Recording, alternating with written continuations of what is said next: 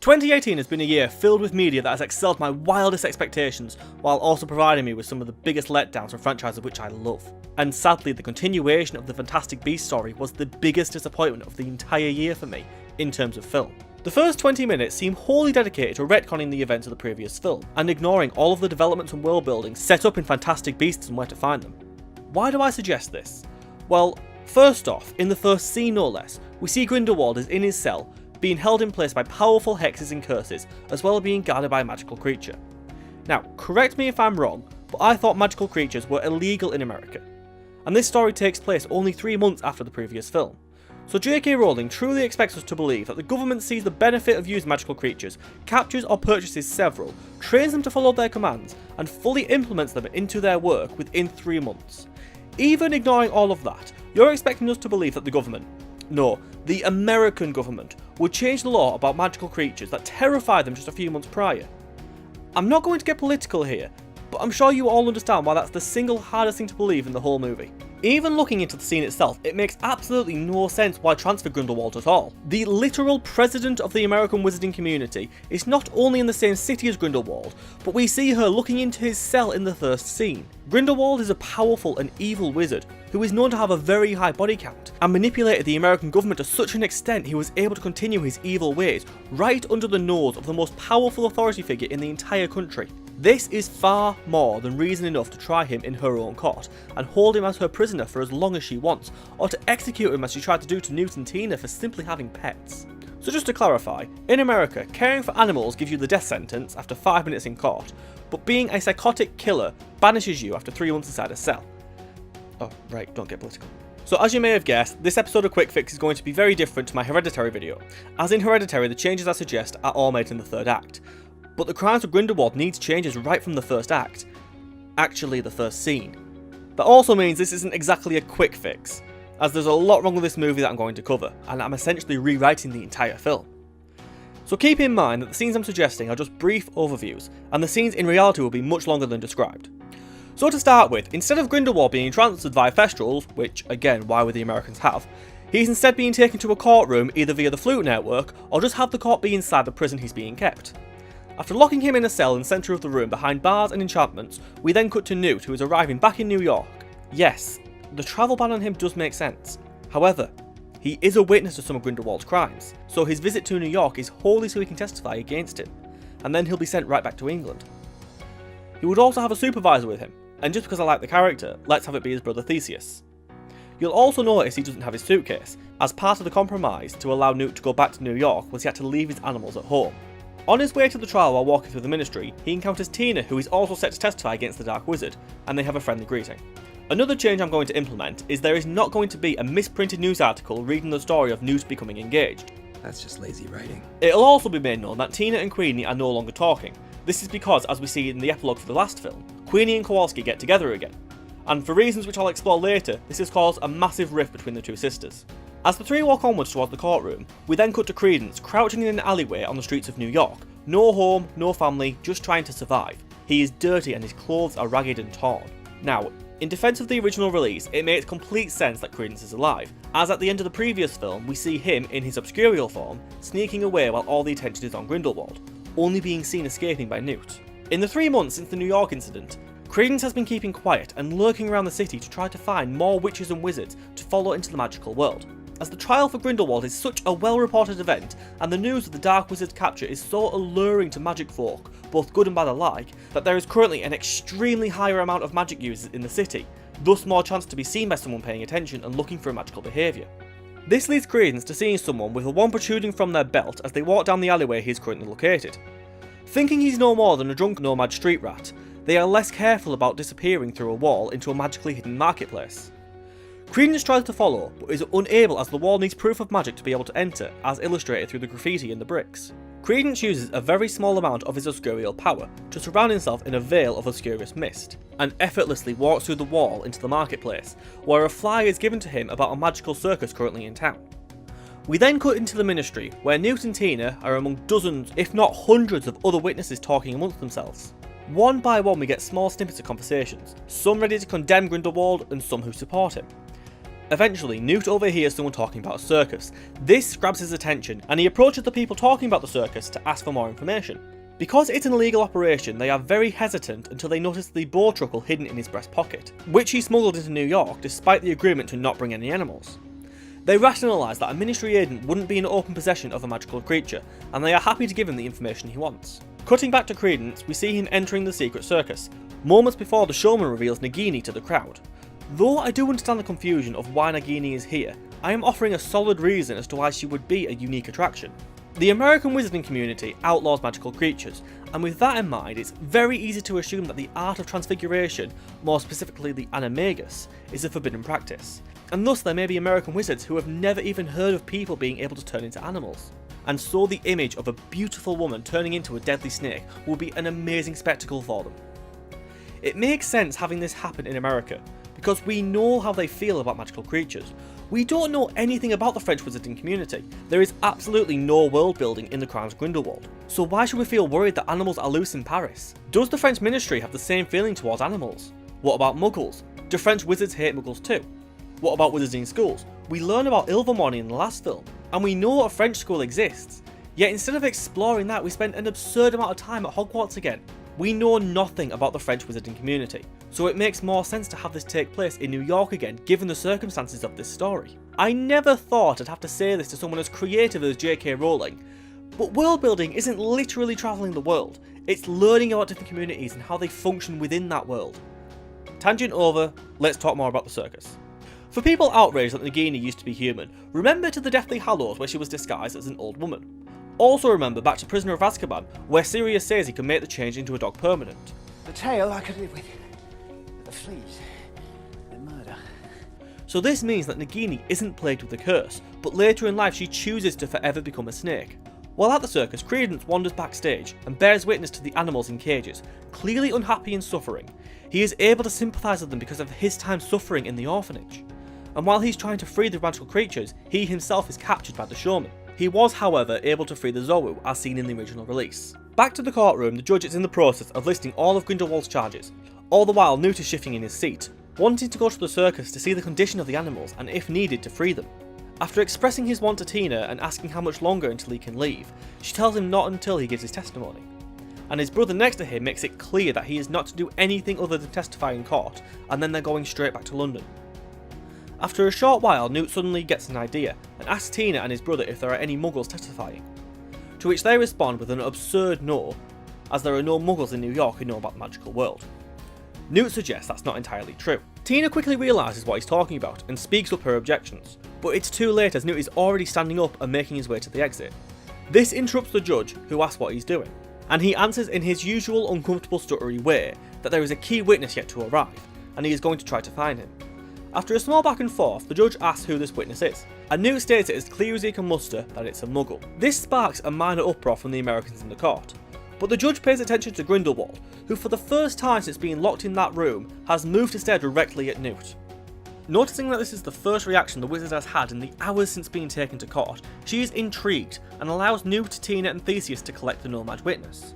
However, she speaks to an American aura who is acting as one of the many guards around the court, and directs them to go with the trio and to be responsible for the odd Englishman and the nomad. For the sake of this video, I'll be having aspiring actress Rachel Winwood to portray the aura. As Newt, Theseus, Tina and Rachel walk away, we cut to Credence, now locked behind magically reinforced bars among several magical creatures. The one in charge of handling him is Nagini, who isn't there against her will, as a willing animagus she is working with the circus. Nagini and the showman saw how Credence entered the hidden marketplace, and that an act featuring an Obscurial, one who lived long enough to become a teenager, would really bring in the crowd. We cut back to Newt, Tina, Theseus and Rachel as they walk through the streets of New York. Tina is trying to talk him out of it while Theseus is still trying to grasp what they're talking about. Suddenly he pulls his wand on his brother. "We are not going to that circus," he demands, and Newt does admit that the circus is part of why they left the courtroom. But he also states that having a muggle testify against Grindelwald will both help keep him locked away forever, and could potentially help the relationship between magical and muggles in this country. Theseus stands his ground and tells Newt that he is not to step 1 foot in that circus, to which Newt answers back, "I just want to make sure the animals are well taken care of." This is when Tina offers a solution, that she goes to the circus to see the condition of the animals, while Newt, Theseus and Rachel go and get Kowalski. We then cut to the Kowalski household where he and Queenie are sat down for lunch. The house is visibly magic free, and the food that Queenie is attempting to prepare is burnt, as she has not used magic to prepare it as we saw in the last film. There is a sudden knock on the door as Newt, Theseus and Rachel arrive. Queenie is surprised by their arrival, but looks around for her sister who is nowhere in sight. Newt tells Queenie they need Kowalski to testify in court, but she tells them that he was obliviated and doesn't remember anything. Newt then corrects her. He wasn't technically obliviated. He was given a potion to remove memories, and potions are much less permanent than spells. Plus the potion was diluted by the rain, making the effects much easier to remove than if the potion were pure. He asks Queenie if he can use a potion station. She denies that she has one, but he can smell the potion ingredients. Reluctantly, she shows them as the potion station sprouts from the floorboards. This causes Kowalski to start questioning what's going on. Newt gets right to work with Queenie's ingredients, using them to brew a potion to remove the magical block on Kowalski's memories. While doing this, he tells a story about how he became so skilled at creating potions. The story he tells is of his days at Hogwarts. He was never a good wizard. He failed defense against the dark arts, he failed charms, he failed transfiguration, but he excelled when it came to potions. There are no tricky emotions when it comes to potions the way there are in casting spells. He knows enough to get by, but not enough to be a great wizard. Plus his work with animals works wonders into creating potions, and he has created dozens of potions that have helped many wizards and witches across the world. How else could he afford to keep and feed his animals? Kowalski takes the potion and slowly his memories begin to return. We cut back to the trial and now we're in the thick of it. A quick montage is showing statement after statement of witnesses from all around the world condemning him for his crimes. This montage goes on until we get our next witness called to the stand. Albus Percival Wulfric Brian Dumbledore. This will be the second time we get a reaction from Grindelwald. His former lover now stands against him in court. Dumbledore here is a much less wise wizard. Still experienced and well versed in magic, yet lacks the experience of speaking to politicians or government officials as we see in Order of the Phoenix. So already we can sympathise with this younger version of a character we all know and love. He is clearly nervous, though trying to hide it, about being in the magical court and speaking out against a man who he still has strong romantic feelings for. His feelings for the Dark Wizard are steadily made more clear as he continues to speak about Grindelwald. He recounts stories of their past growing up together, and how Grindelwald had a particular view of the world that only became darker as they grew up. After this highly emotional scene, we cut to Tina arriving at the circus. She has arrived at a time where there's no show, so the main tent is empty, and she has to be careful about exploring openly as she has not been reinstated as an aura. She sneaks into the back where she sees Credence in his cage. She is stunned for a moment. She takes him in, his dirty and torn clothes, his malnourished figure. She sees him being abused by Nagini and the showman as she draws her wand. A flurry of charms and curses are flung at the employees of the circus as she storms away in a magical fury towards Credence. She gets into a prolonged fight with Nagini, who is rapidly switching between snake and human form, fighting with both wand and fangs. Tina is quick on her feet and fast with her wand. When she realises she might not win this fight, however, a well-timed bombarder breaks the lock in Credence's cage, where he is able to burst free in a flurry of obscurous mist and subdues Nagini. The next scene will start out a little different. Instead of following another human character, we are instead following the Zowu, as it leaps throughout the city, scaring muggles and magic folk alike as it tries to find somewhere safe to lick its wounds and attempt to remove its chains. As it leaps from street to street, it eventually encounters Newt and his companions. Newt gets worried after noticing the chains around the lion-like creature. He turns to his brother and the aura accompanying them and begs to be allowed to help the creature. The conflict in this scene is very clear. Newt has never encountered this creature before in life, only in text, and without his suitcase he has no safe place to keep it if he does manage to tame it. Theseus knows this, but he also knows his brother, and when it comes to animals he always knows exactly what to do. There is an argument between the American and British auras, but after seeing the fear from the public and the stern resolve in the odd ginger wizard from England, she eventually complies and says that the moment he tames the beast, they are going back to the ministry, no alternatives. Newt runs off on his own. One drawn, he breaks into local businesses in search for the tool he needs to calm the Zowu and allow him to free it from its chains. The scene following will play out mostly the same as it does from the original release, as it's one of the very few scenes that I actually enjoyed. The only difference is without his case, he needs to find somewhere secluded.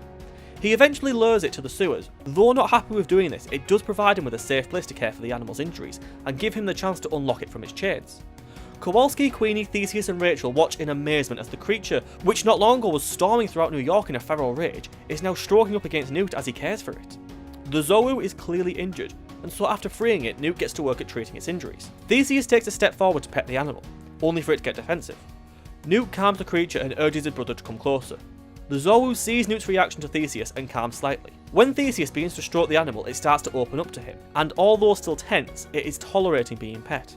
Following this calming scene of an animal being freed from its bonds, we return to yet another creature who has recently been freed from his cage, as Credence and Tina run from the magical circus folk.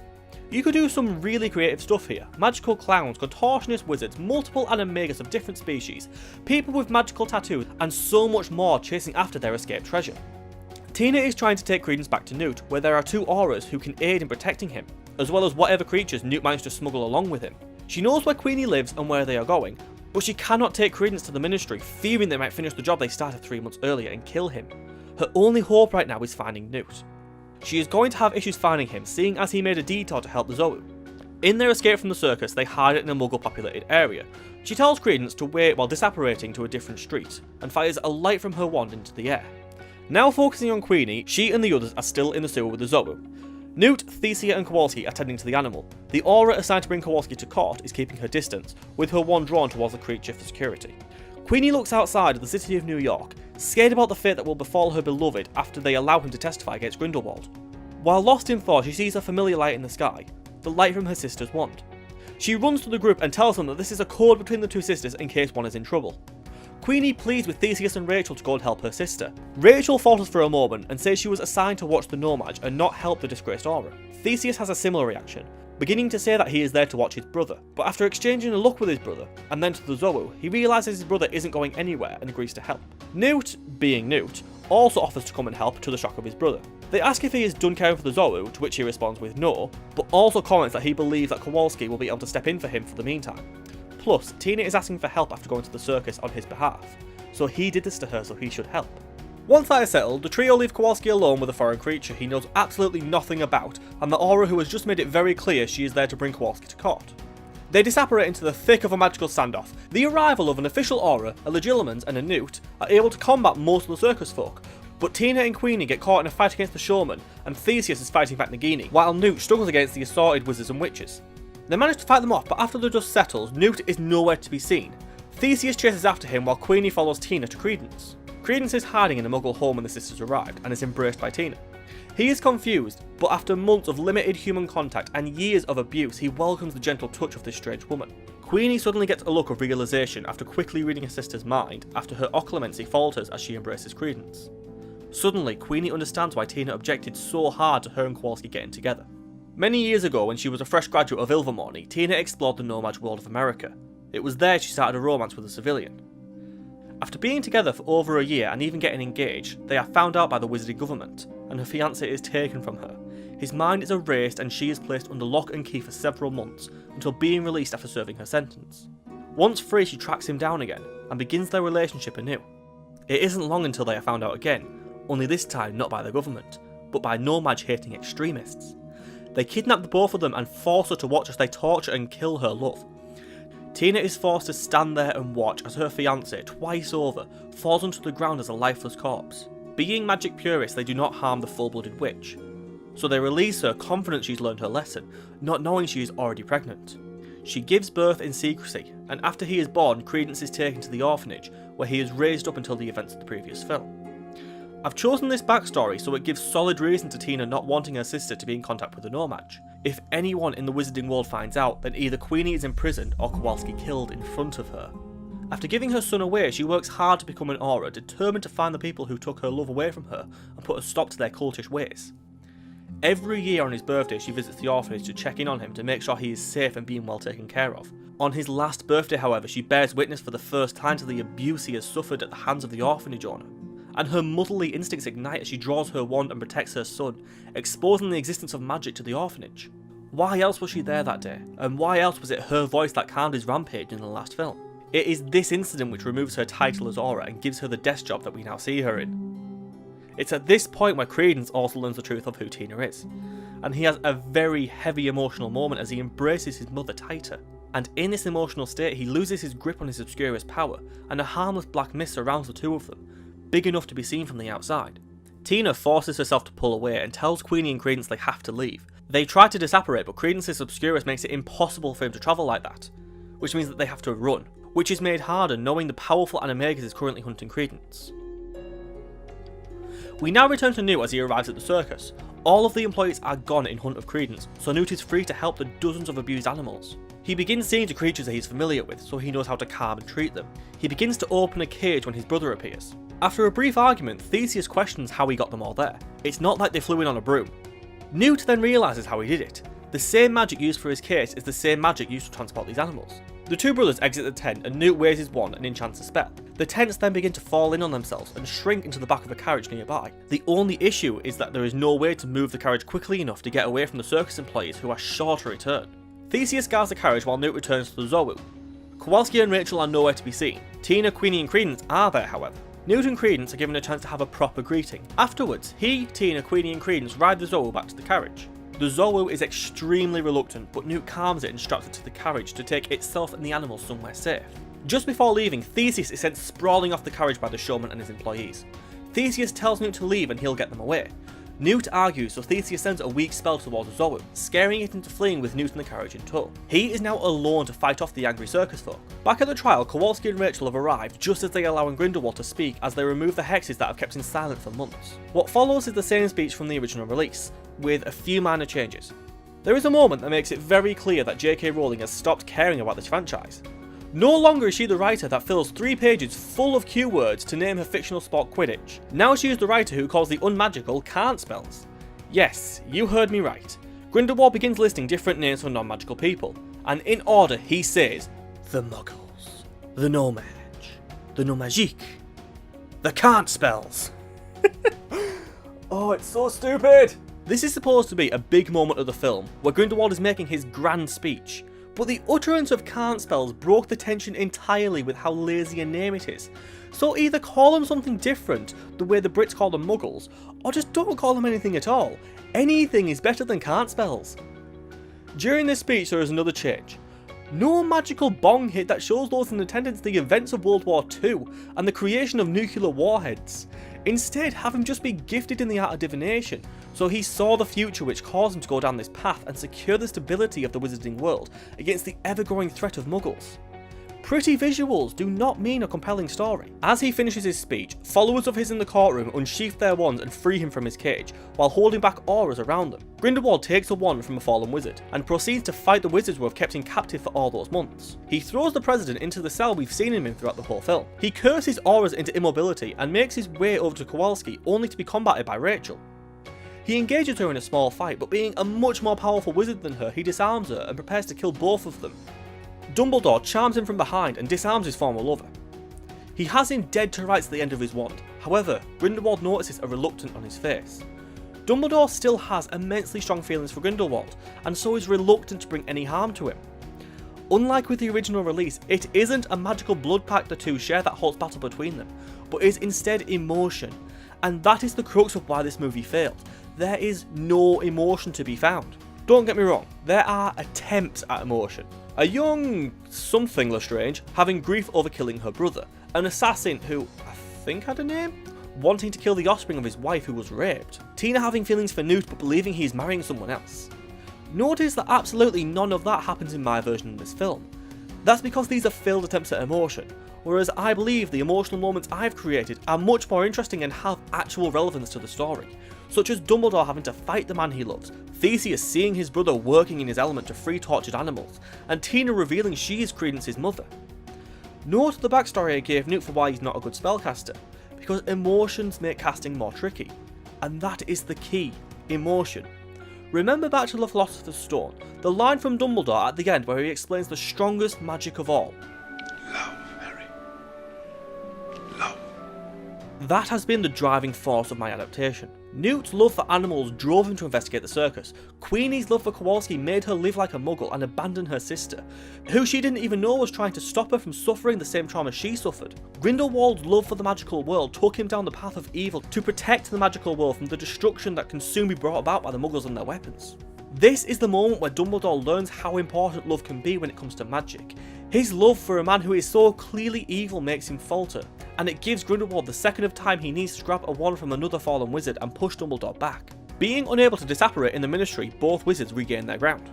As this is happening, Newt and the others arrive at the Ministry. His animals are safely secured in the carriage, and the Zoo settled in the halls of the Ministry, where Newt will soon return to take it home after its wounds have healed. Queenie and Credence, having nothing to do with the trial, agree to watch the animals until Newt returns. Tina and Newt walk into the courtroom together, expecting it to still be in the midst of a trial. And the charms that are keeping noise from escaping the room help to hide the reality of what they're about to walk into. They step through the doors and bear witness to the carnage of magic that has plagued the Ministry courtroom. The duo spring into action, Tina casting immobilising spells to all the dark witches and wizards around them, while Newt attempts to do the same with his weaker spells, but his claim to fame in this battle is the use of his magical creatures, which he has stashed in his coat. His loyal animals help to defend him and Tina while they try to bring some order back into the court. But it is all meaningless once Grindelwald is able to make it to one of his most loyal henchmen. She has a bag with a similar enchantment to Newt's case, and reaches into it to pull out what looks like a locket. She hands it to Grindelwald, who opens it up to reveal a sentient blue flame, which saves his followers from harm while burning those who oppose him. What follows is a similar display to what we got in the original release, only now in a different location, and with characters who we actually care about. There is another change to be implemented, however. After getting a look at the creature, Newt realises what it is and what he needs to do to tame the beast. So instead of a hard to follow final battle with a number of blue flame dragons, which is never made clear, I didn't even realise there was more than one until the last 30 seconds of the scene. We now have Newt doing what he does best and soothes the creature into a docile state and secures it back into the locket. In the time it took for Newt to capture the creature, dozens of ministry officials have died. The president was ironically safe in Grindelwald's court cell, but very few wizards and witches have survived. During all of this, Grindelwald and his followers took the time to escape. The final scenes of my adaptation will have the president allowing Kowalski to keep his memory until Grindelwald is captured and tried again in court. Newt is allowed to take his new animals home and care for them, and Credence goes home with Tina to establish a true familial relationship between the two, and hopefully to help him become a full wizard one day. The fate of Theseus will remain a mystery. The circus folk are gone and he is nowhere to be found. All that they could find at the scene of his final stand was the broken fang of a large snake. And that is my version of Fantastic Beasts: The Crimes of Grindelwald. I believe this is a much better and simpler film. It takes place in a country where we know what the people are like. It doesn't have an abundance of unnecessary subplots that drag out the runtime. But most importantly, unlike the original release, my film is actually about Fantastic Beasts and is actually about the Crimes of Grindelwald. If you've liked this video, then please subscribe to Whyte Sunset, and please let me know in the comments what you thought of my version of the film. Do you like my ideas? Do you hate them? What would you change about it? I'd love to hear everyone's opinion, even from people who liked the original release. And finally, a massive thank you to Rachel Winwood for playing the part of my aura in this video. Links to her social presence are in the description. Goodbye everyone.